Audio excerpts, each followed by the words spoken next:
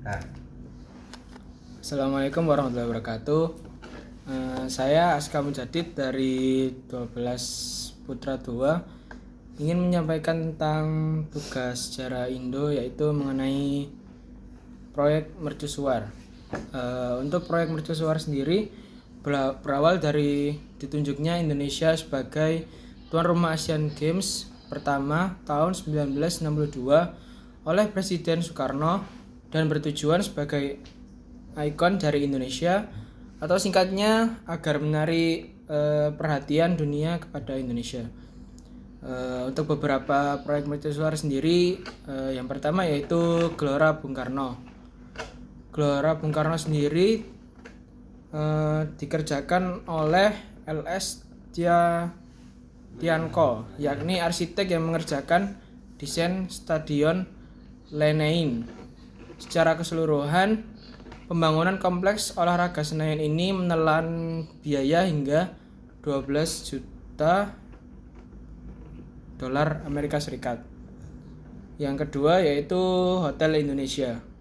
Proyek mercusuar yang kedua adalah Hotel Indonesia yang dibangun untuk menyambut Asian Games 1962. Hotel Indonesia menjadi hotel berbintang pertama yang dibangun di Jakarta dengan 14 lantai menjulang ke atas. Lalu yang selanjutnya yaitu Jembatan Semanggi. Demi mengantisipasi kemacetan lalu lintas saat Asian Games berlangsung, Soekarno membangun Jembatan Semanggi. Soekarno memilih nama Semanggi karena bentuk jembatan yang dibangun oleh Menteri PUIR Sutami yang menyerupai daun semanggi. Lalu selanjutnya yaitu Monumen Selamat Datang.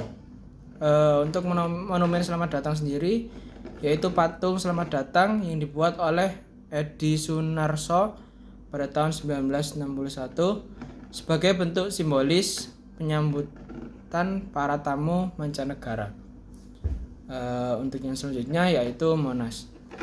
Presiden Soekarno memerintahkan pembangunan Monas pada tanggal 17 Agustus tahun 1961. Proyek Monumen Nasional ini dirancang oleh 3 arsitek Indonesia, yakni Sudarsono, Verdik Silaban, dan Ir Soekarno. Soekarno ingin Monumen Nasional berada di depan Istana Negara sebagai simbolis perjuangan rakyat. Dan akhirnya Monumen Nasional atau Monas dibangun di lapangan Medan Merdeka, Jakarta Pusat. Dan yang terakhir yaitu Gedung DPR atau MPR. Proyek mercusuar terakhir adalah pembangunan Gedung DPR dan MPR. Pembangunan ini resmi dibuka tanggal 18 Maret 1965. Perkembangan gedung ini dimaksud untuk gelaran Conference of the New Imagine Force atau CONFEO pada tahun 1966.